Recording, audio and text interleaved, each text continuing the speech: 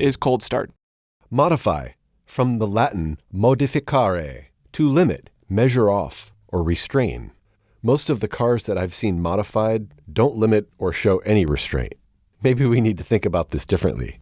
You know, the dictionary definition of modify is to make partial or minor changes to something, typically as to improve it or make it less extreme.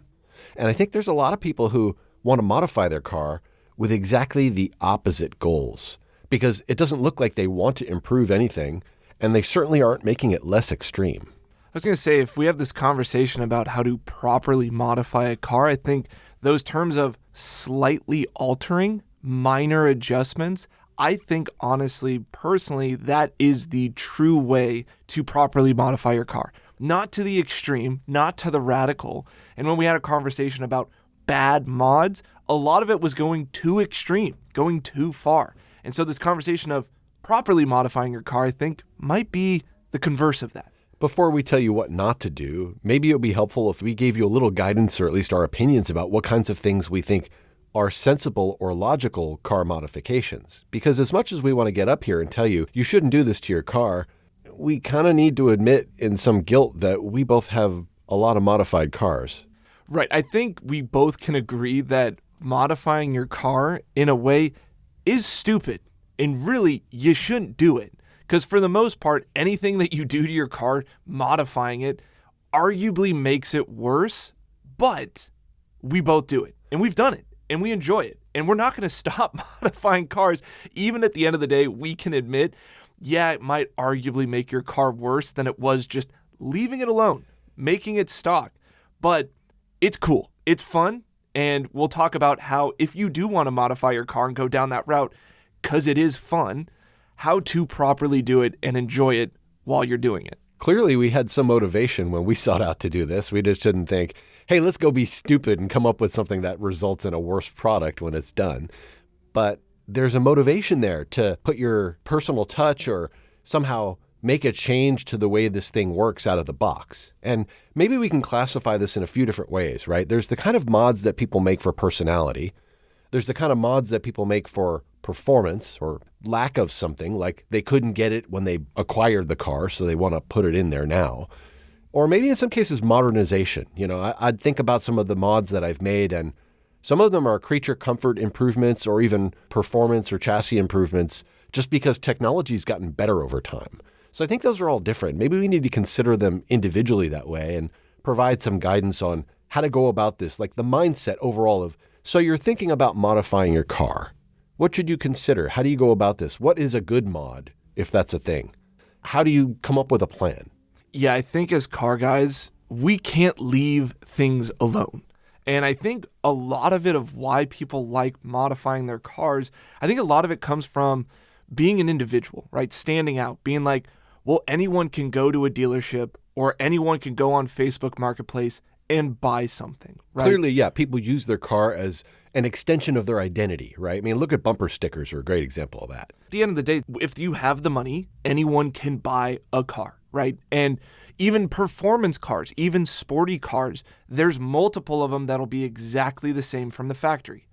So for us as car enthusiasts, just modifying your car to make it your own, that is definitely, I feel like, a huge piece of it. And then, of course, there's the scope creep of just going down the slippery slope in the sense of, well, now I want to tweak this, or I can make this a little bit better, or get a better performance out of here, or make this sound louder in my car, whatever it is.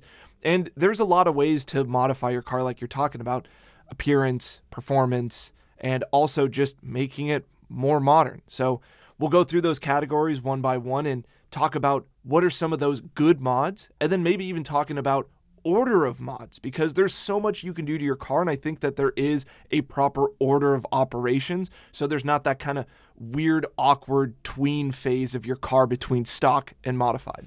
I think we acknowledge there's a sense of knowing better than the rest, or rather feeling like you're not being served by the market. Even though there are just a huge number of cars and variations of cars that are out there and new ones are coming out all the time, sometimes you're like, that one doesn't quite hit the mark. Like, it's pretty close to what I want, but I really would like it to be a little different in this way. Yet the universe of options is enormous. I mean, take a single model of a car, and there are trim lines, there's factory options, there's colors, there's variations that you can pick so that there are hundreds of thousands or even millions of possible combinations of cars just stock out of the factory.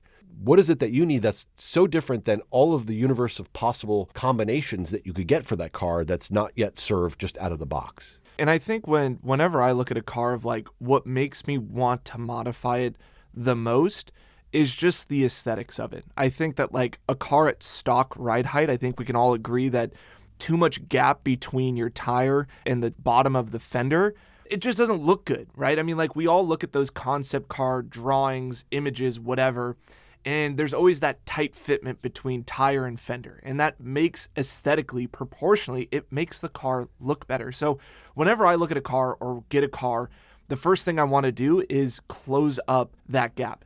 Whether that's lowering springs, coilovers, something like that, a lowered car to me always looks better. And in my mind, that's more of like an aesthetical thing rather than a performance thing. Yes, there's an advantage to having lower, sportier suspension, but that's always the first thing I want to go to is like, get rid of the wheel gap.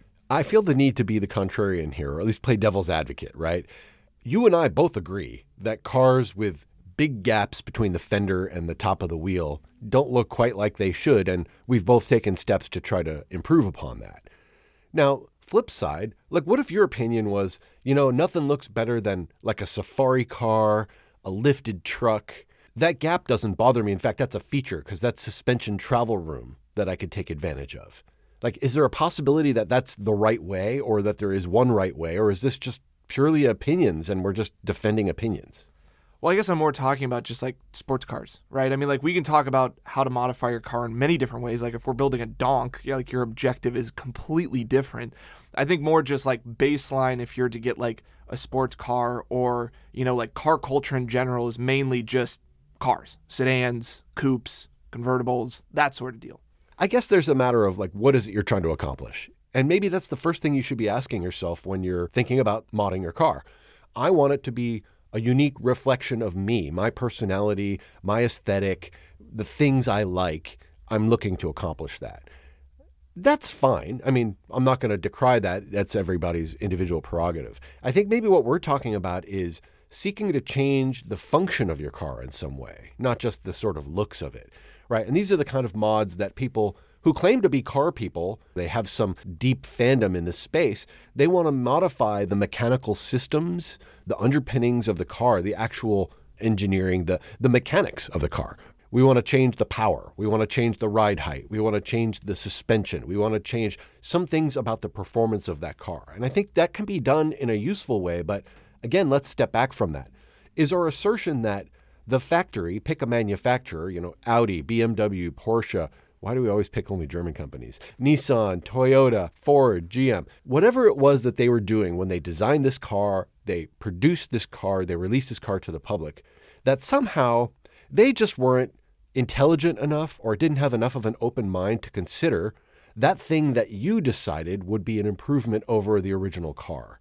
And again, this comes down to personal preference, but maybe we should talk about aerodynamics, because that's an area I see a lot of sort of armchair wannabe performance engineers for their own vehicles say, hey, I want to add more downforce to my car, or I want to do something to improve the aerodynamics. So I'm going to add this front splitter and these dive planes and this big wing in the back. And somehow that will result in a more aerodynamically efficient car, more so than what the factory produced for me.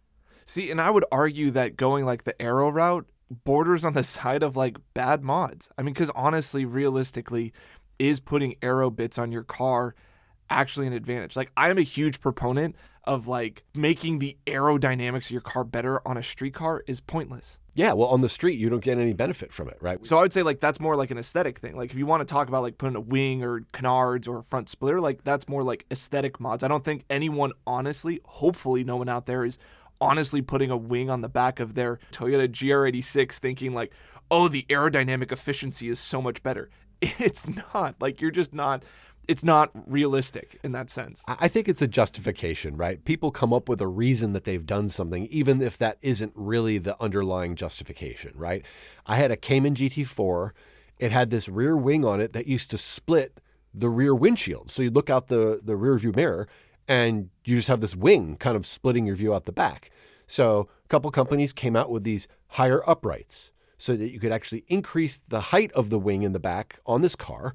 And it gave you a positive visibility improvement. Like you could actually see out the back now, whereas previously you weren't able to. So that would have been fine. Like we could have sold it for purely the purpose of improve your visibility out the back window. Yeah, but that's going down the rabbit hole of like rules and regulations. And manufacturers have to build their cars to abide by stupid European rules and regulations, the US DOT regulations. I mean, that whole problem of like the wing height wasn't the best that it could be. I would think that in that situation, Porsche had to do that exact height for the road going cars.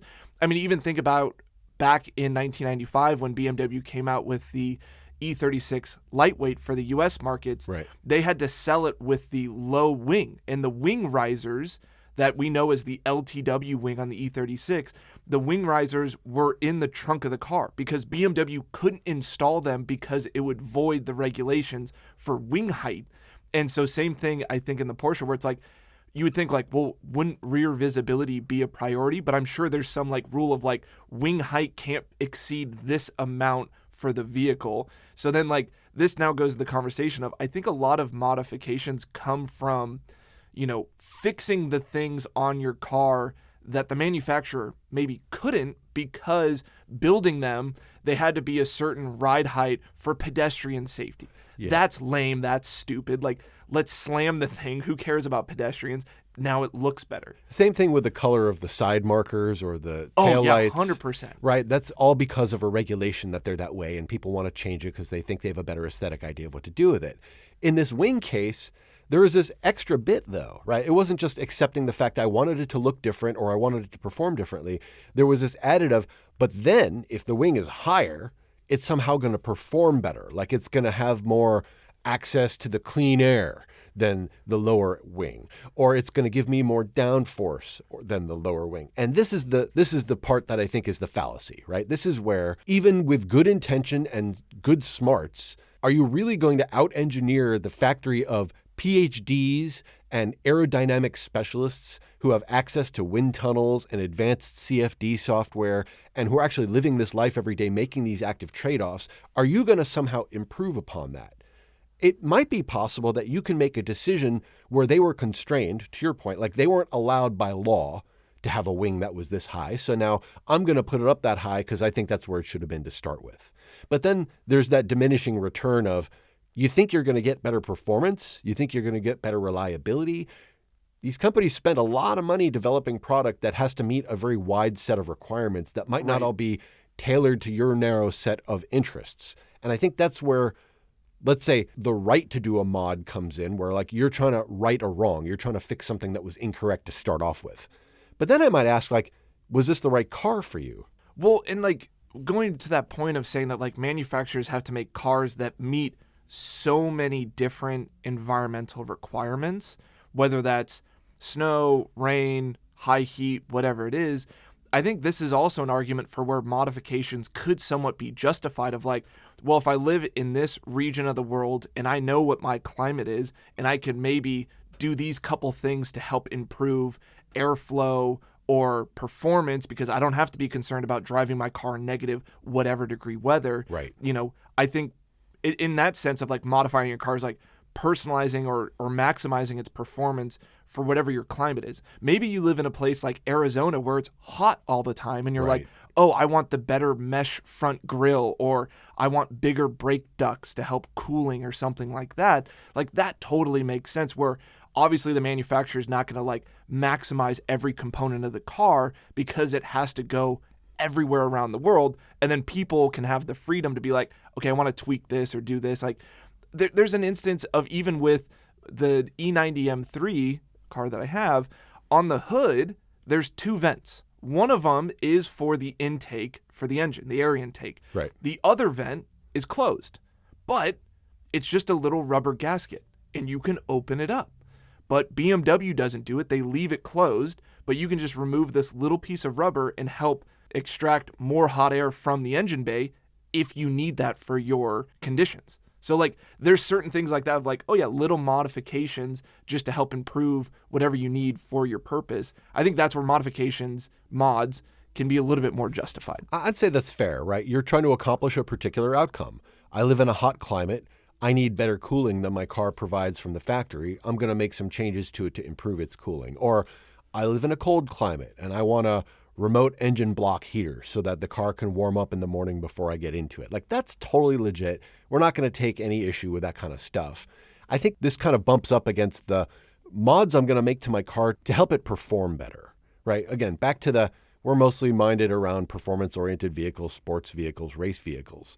First and foremost, we're looking for performance out of these things and comfort and reliability and all the rest. But we're willing to make trade-offs for our comfort to get better performance in a lot of cases. Right. Whether that's sensible or not, we do that. We're car enthusiasts. We do all kinds of stuff. Yeah, and I would even like piggyback off of that conversation of saying like better performance of your vehicle. Like I would make the broader statement of it's a better experience of your vehicle, because it might not necessarily be car performance related in doing good modifications. I think it's just the overall experience. And that experience can go to how the car performs, which is performance mods. Also, how the car sounds. That's an experience, and that's a good mod that you can do, whether that's an intake or an exhaust, increasing or changing the note of your vehicle. And then going to visual modifications, that is also an experience. Looking at your car, right? That's improving your experience of ownership of that vehicle of like, oh man, doesn't it look so good on these wheels and at this ride height and with this, added splitter or wing or whatever. And it's like that wing doesn't necessarily have to be a performance additive, but it's an experience additive. It makes you feel good that it's on your car and you're like, yeah, it looks really cool. Like Subarus look cool with big wings. It's just a thing, right? Subaru STIs look really cool with big wings. Some other cars might not, right? But I think a lot of people modify their car, and I think good modifications, well-modified cars, are cars that are modified in a way just to improve the owner's experience. And it's like, and that's where maybe personal taste comes in for the visual aspect of like, they enjoy looking at their car. There are different trade-offs to be made, right? A manufacturer producing a car at large quantity, like large scale, has to make trade-offs that you don't necessarily have to make. They have to operate in climates that might be very different than where you are. Or they might require a different duty cycle than what you're planning to have. Like maybe these are cars that are commuter cars and they're expected to be used every day of the week, every day of the year.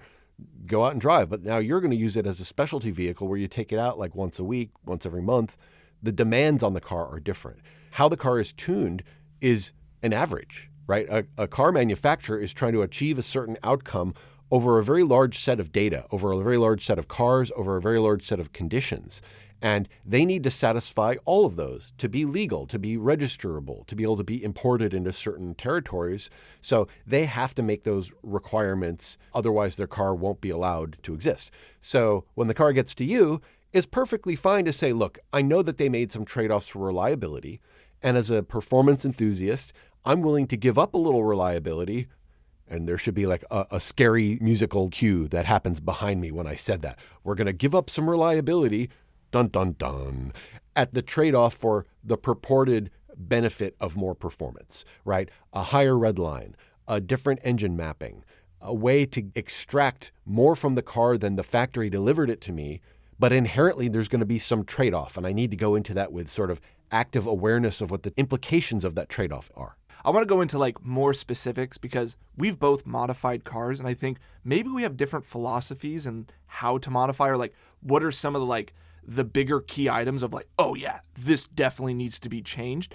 So I want to say you're given a blank canvas, whatever that car is. I'm not going to make a specific for you, but a performance car, something that, it's a good car out of the box, completely stock.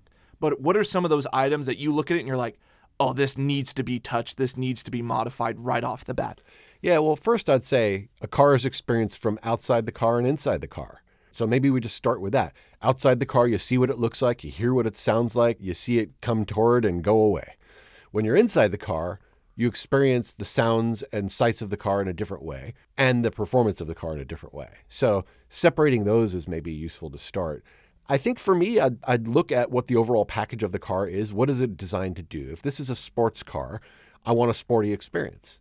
And I might think about how the interior of the car delivers the sporty experience to me first, because that's how I'm going to more directly interact with it, right? The steering wheel I hold on to, the gear shift knob that I hopefully grab to pull the gears, that feeling of the cockpit, the support of the seat, the feel of the pedals. Those are all things that give me a sense of performance from inside the vehicle.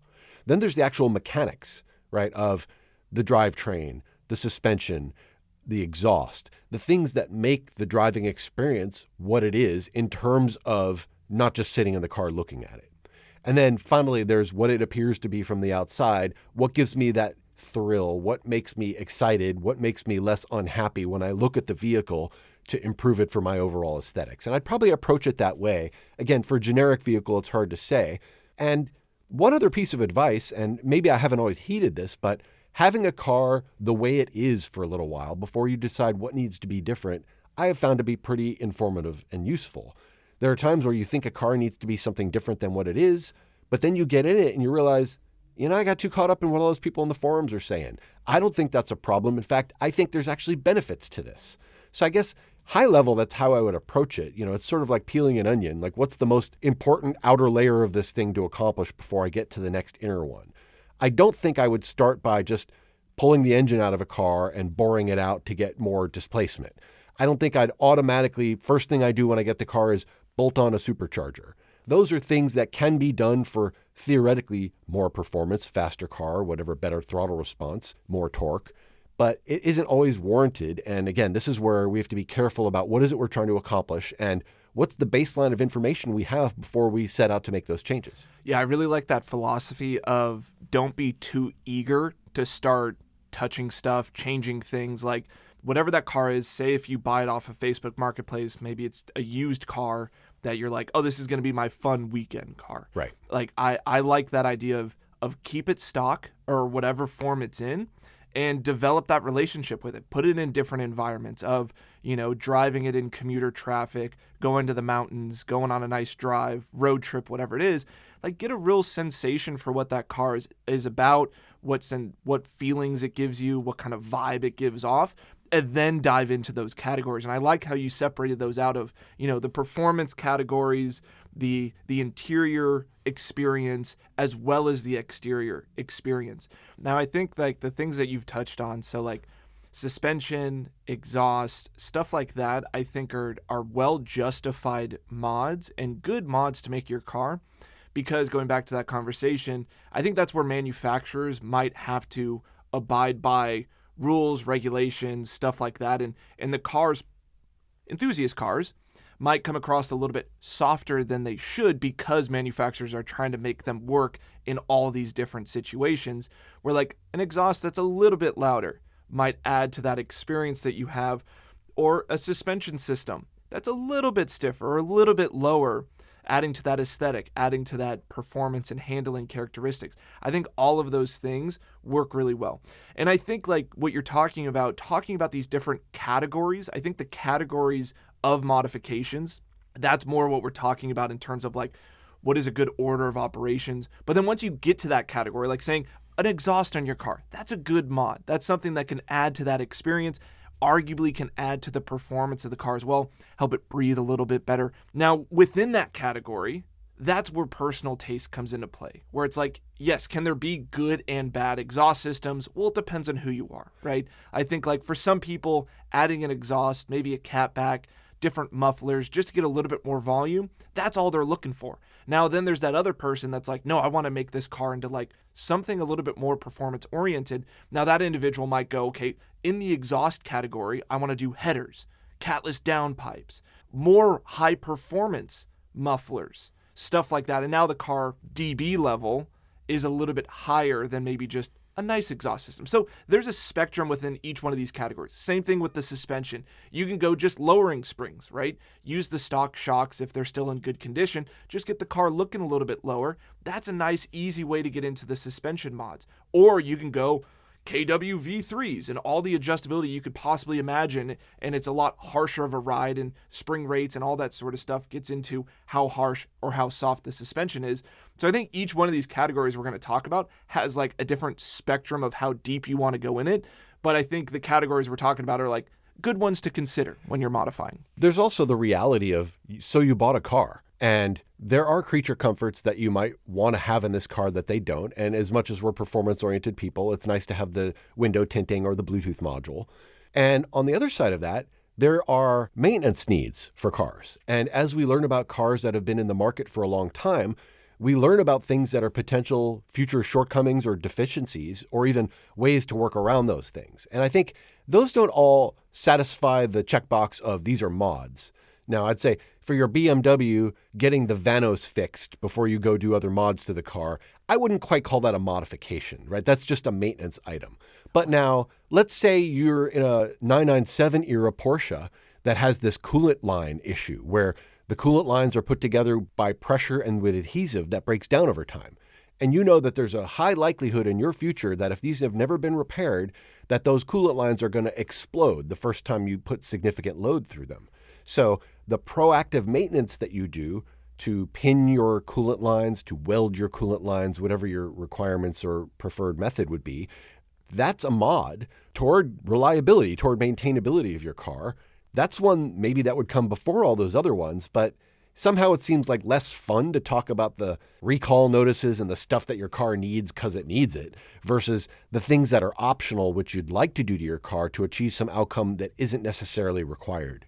I feel like that's like the ultimate like asterisk of like down in the footnotes of like the best mod you can do to your car is maintenance or preemptive maintenance of common issues of whatever vehicle you bought. I feel like maintenance and covering some of those like more problematic areas of the vehicle, that is the prologue to the book of how to modify your car. It's like Absolutely. Before you start touching and changing stuff, make sure that you have everything well buttoned, well maintained, do an oil change, all that sort of stuff. Before you start dumping money on making your car look cool, sound cool, perform better, whatever the case is, what ruins a build is when your car's just broken because you ignored to do the simple things to begin with. So I love that. Like the prologue to the book, just maintain your car. No one cares about your stance or how much camber you have or how good that wing looks when your car's broken down on the side of the road. I know this all too well with BMWs because I usually tell people, like, if you want to go buy an old BMW,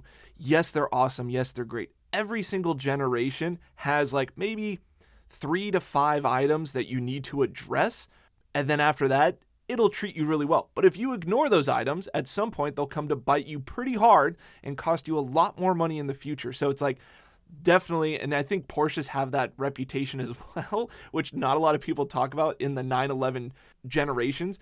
Each one of those is like, oh yeah, this fails, or this is a problem, or you need to address this. But then after that, they're okay. I guess IMS bearing would be the best example of that from the Porsche world, from the 996 and 997s. But there's a lot of those things. And, you know, we're saying it's fun to mod a car for the purposes of trying to get more performance out of it. But there's a lot of other reasons. You know, you talked about modifying the suspension, that KW kit. A lot of those are for the purpose of adding a front axle lift system to a car. And that's one of those creature comforts that I'd say is a huge quality of life improvement, to be able to drive my low car around town and not scrape every time I come to a dip in the road or a speed bump. It's really nice to be able to have a workaround for that in the form of the front axle lift kit set of suspension components that enable that. So yeah, we're trying to make a car faster or handle better in the turns or brake more readily. But there's all these other things that really all affect our experiences as car owners and car users that we should consider as part of what are good mods. Right, yeah, usability is definitely a huge piece of it. But I feel like modifications kind of go against that because like everything that I've ever done to my car doesn't necessarily make it more user friendly. It just makes the experience of me getting to drive it really, really enjoyable. Does it make it work in the real world better? No. But that's totally valid, right? Like these are just personal preferences and choices you're making. Yeah. We're trying to give advice maybe here. We're trying to say, don't do what I've done or learn from my mistakes. You know, here's a way we can share with you approaches that we've seen applied, and they maybe weren't the best way to get where you're trying to get. But that said, you know, do what makes you feel good. I mean, if you have an unlimited budget and timeline, knock yourself out. Put whatever you want on your car, make whatever modification you want to it. You want to add that gated shifter and manual option to that car, even though there was a manual option from the factory, you just didn't happen to buy one that had it. Go crazy. I'm not going to say that's a great thing to do, but I'm not here to stop you either. Yeah, and it's funny because you say like, oh, well, like if you could make it better and like the mistakes I've made, it's like, my car's pretty sick. Like I really wouldn't change anything. And I'm like thinking to myself, I'm like, all right, how many lips have I lost off the front end of my car? And like, all right, if I do the math of what it costs to get that KW suspension with the axle lift, I'm like, I could afford a lot of front lips for the amount of money it would take to get that front axle. So I'm like, lips are just consumables. If you want to lower your car, just understand some parts of your vehicle are going to become consumables. Set your expectations. That's just it. Front lips will disappear. Hey, you know what? I had to have the ride height on my 993 Turbo just so. And yeah, the reality is when you go through a dip on the highway or there's certain conditions, there's a little bit of that rubbing of the fender liner. Oh, yeah. But it looks sick. Fender liners are cheap and so are tires. I mean, not really. Tires are actually expensive. But the fact that I'll go through a tire maybe twice as quickly as I would have before, I feel like I'm getting at least twice the value and enjoyment out of my car by having it look that way. So I'm going to make that trade-off. And 100%. I'm perfectly at ease with it. My choice to make. I'm going to go with it this way. So I think more power to you if you feel so resolved in your choices that you're willing to put up with some of the shortcomings as a result. Just acknowledge them, kind of be aware of them. Don't try to ignore them and be blind to them because then you're just being delusional. Yeah. I think I've gone through 3 front lips on my BMW. And I mean, after I exploded one and then broke another one, do you think I raised the ride height of my car? No. Like, it looks so sick. Like, you just go and buy more of them. Maybe you do a bundle deal of like, oh, I'm just going to have extra ones in inventory because I know this is going to continue to happen. The thing is that when you modify your car, you are agreeing that you're in this headspace as a car enthusiast that you don't have perfect logic. Because at the end of the day, as a car enthusiast, if you had perfect logic, we would all be driving Toyota Camrys. That's stupid. That sucks, right? We've created these own equations in our head of like, dude, if my car looks sick and it sounds like this or whatever, like all of the downsides are way outbalanced. All right, so tell me, here's your new Toyota Camry. What are you changing?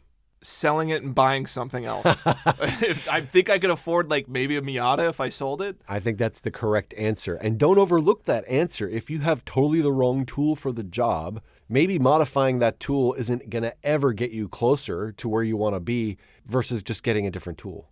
Right. And that's the thing is like if I had a Toyota Camry, it's like that's a perfectly acceptable daily driver. And it's like if you have a heavily modified car, don't kid yourself. Like, you don't want to drive it all the time. You're going to start hating that vehicle. You need to understand that, like, when you modify your car, you're kind of making it special to do a certain thing, and keep that specialness. Don't ruin it by trying to make what is a one-purpose tool into a multi-purpose tool. It just doesn't work that way. And it's like, with my vehicles, I take that specialness of like, okay, I'm going to drive my fun car that's like somewhat impractical because it has stiff suspension because it's too low and it explodes lips and I have to pay attention of which driveway I'm going to because I'm going to scrape my car.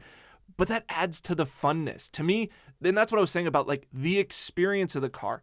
Is it scraping a car on a driveway an experience? Yes. Arguably, it can kind of be fun sometimes of like, oh, dude, I'm so stupid. My car's way too low.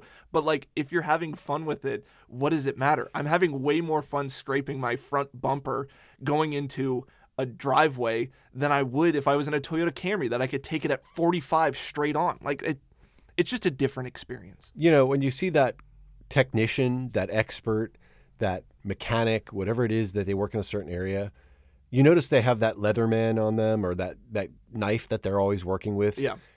They're not carrying the Swiss Army knife that has every tool on it. The reality of that is none of them work as well as the single specialized tool. And if you try to buy something that does everything, it's probably not going to do any of those really well or as well as you'd like if you're this enthusiast, right? So it's also about having the right tool for the job. And if that's your car all up, consider that fact. You know, or you can try to file down the head of this hammer to try to make it into a screwdriver, but maybe you should just go buy a screwdriver. Oh, 100%. Now, looking at these groups of mods that we talked about earlier, I'm going to give you my order of operations of how I would modify a car and have modified cars, because I think I have a pretty good example of the two vehicles that I have, one being an older vehicle, one being relatively newer. And my mindset and attitude and how I'm going about those two vehicles is a little bit different. Sure. And I'm kind of in the process of itching to modify my second car. And I'm trying to think to myself like, okay, what do I want to do first? Or what is the correct order of operations? Where the older one, yeah, it was kind of like throw everything at it, because older cars, in my opinion, are easier to modify. I mean, older technology with suspension, performance, whatever it is, we've come so far. So it's like, yeah, throwing a set of coilovers on an older car is a lot easier to justify, because that old suspension, one, might be worn out because you have 100, 150,000 miles on it. And also valving, coilovers, setups, whatever, has become a lot better in suspension nowadays. And then also like modifying creature comforts like you're talking about, of like adding Bluetooth to a 1997. That's kind of a no-brainer mod. It just adds to the overall experience. And plus, older cars, like, they're not going to give you that like nice day-to-day feeling in them anyway. So like, once again, it's easier to justify like, yeah, put an exhaust on it, put an intake on it, put all those things on it. In comparison to the newer car that I have, it does a lot of things really, really well. And so like, it's kind of hard for me to justify like, can I make it better, right? And this is the comparison of a 1997 M3 that I have that's completely modified. A bunch of stuff's gone into it, and I think I've made it into arguably a better car.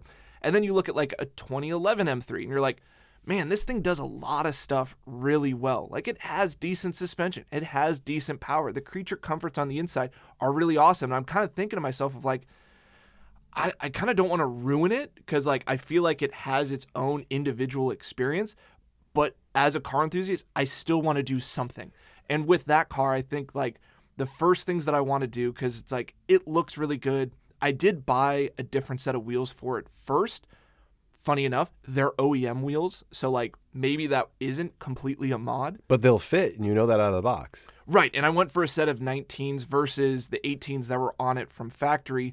And what that did was kind of buy me some time that I didn't have to buy suspension. So if you upsize your wheels, it makes the car somewhat look lower. This is a tip and trick. So if you don't want to commit to a set of coilovers, or you don't know if you want to put lowering springs on it, whatever, if you upsize your wheel size, which this doesn't work for every car, but it kind of fills the wheel wells a little bit better. Plus, comp wheels for E90s are just, in my opinion, some of the most gorgeous wheels to begin with. But that bought me some time, because I'm like, I don't know if I want to do a full coilover system, because I'm like, I really like that I have the electronic dampeners that I can adjust from soft to stiff and stuff like that.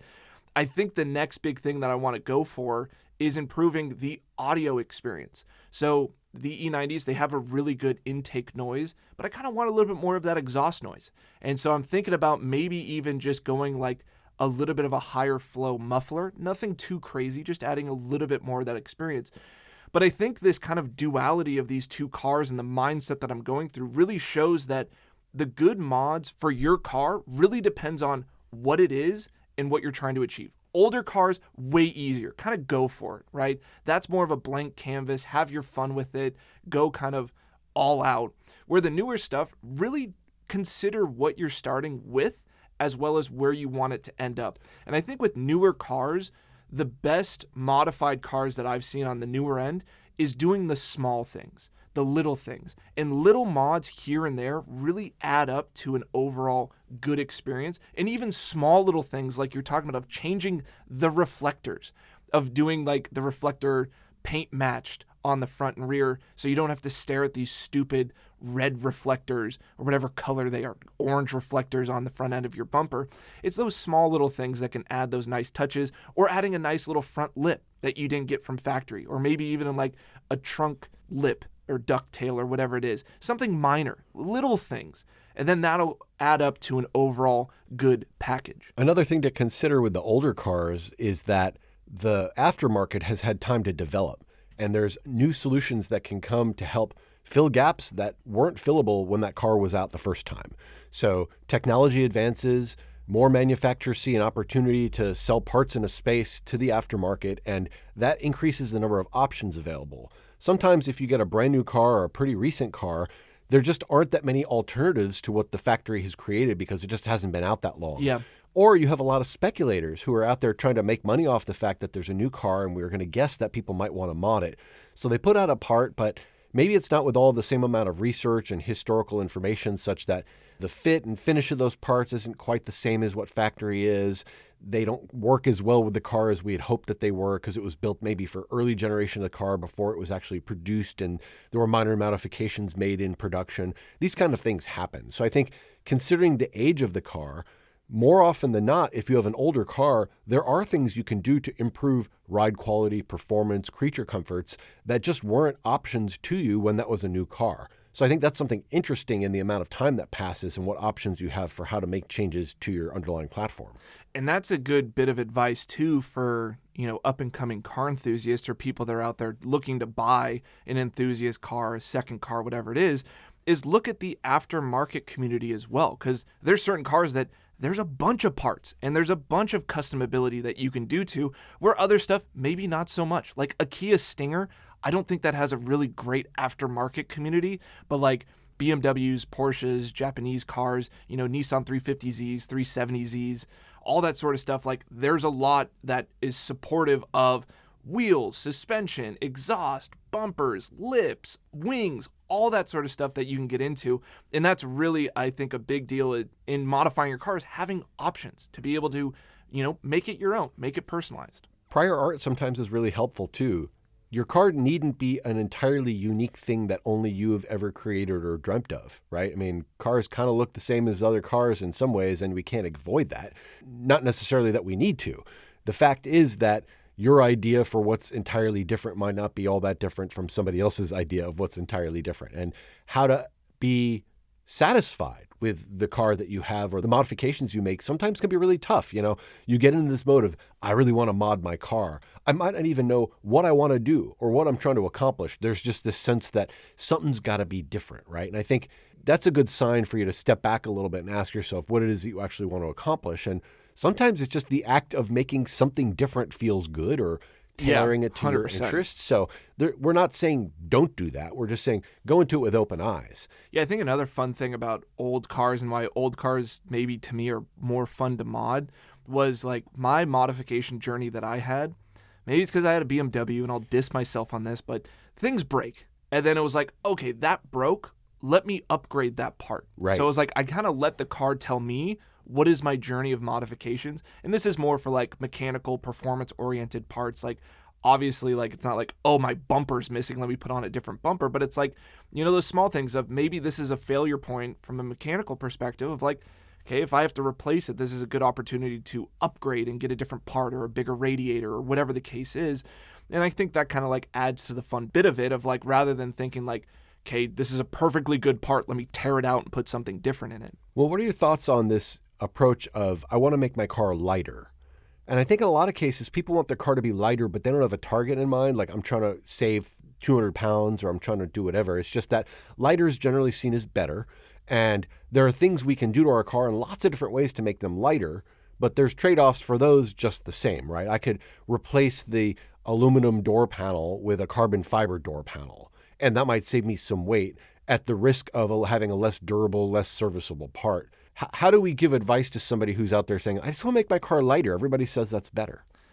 I feel like that sort of stuff is just like so down the road for me that like that's something I don't really pay attention to. I'm also not like a huge supporter of a bunch of performance mods. Like when I modify my cars, I'm not really looking at like improving the performance because like the trade-off of reliability for me, like that doesn't enhance my experience.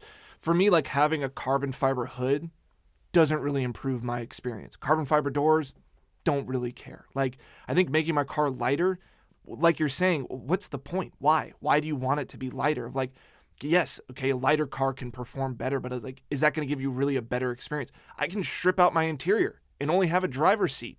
But like, what is that experience like of now listening to a bunch of rattles of metal on metal because I've removed all the sound deadening? Like, is that a better experience?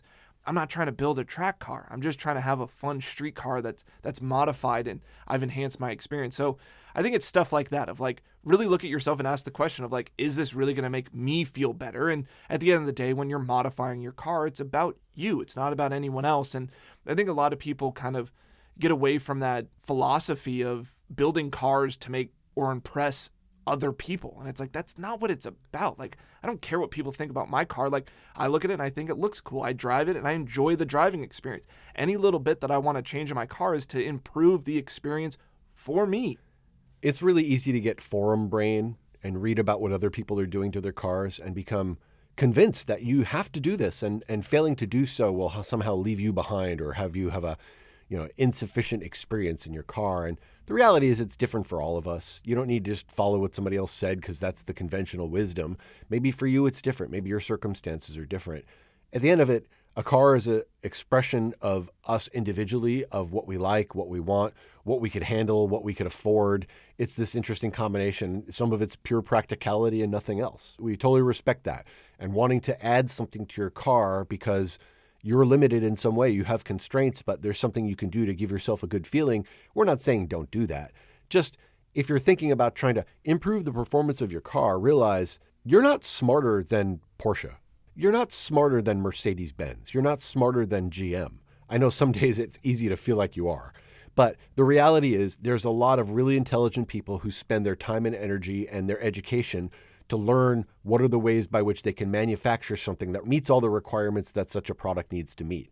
And maybe it doesn't meet all the requirements for you, so it's cool to go and put your personal stamp on that.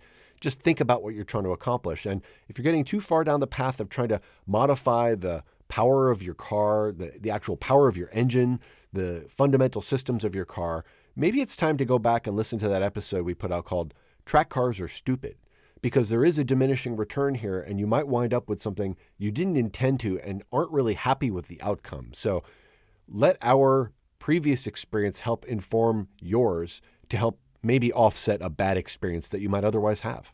Yeah, I'd say keep the mods small and see how they change your overall experience of the car. There's no reason that you need to take big swings at this project. I think the most enjoyable that I've had of modifying cars is doing little things over long periods of time, of doing one thing different on my car and seeing how that changes the overall experience for a while. I think there's so many people that get carried away and too excited of like, oh, I did wheels and suspension and exhaust and an intake and now I have a short shifter and like all these things all at once. And it's kind of like, hey, enjoy the journey, enjoy the process. Because the thing is that if you do all your mods right away, you've kind of completed the journey and you're probably going to be most likely wanting to just sell the car and move on to the next thing. Because the enjoyable part of modifying cars is the process of modifying them, of having new stuff on your car. That makes it exciting. So keep that in mind. Enjoy the journey of modding. Start small. Do little things. You don't have to change out big components of the vehicle. Just add or change little items, and you'll see that those little things add up to a big change in the end. Well, it's been a fun time talking about how you should modify your car, even if it isn't the most logical decision. Might be a good one. Might be fun. That's what being a car enthusiast is all about. Not being the smartest guy in the room, but having the biggest smile on your face. Good judgment comes from experience. Good experience comes from somebody else's bad judgment, but only if the experience is shared. I hope this conversation is beneficial to some of you listening, and you can gain some benefit from our own shared experience where maybe we made decisions that we would go back and do differently now. Well, thanks, Todd. Thanks, Sylas. And thanks for listening. This has been Cold Start.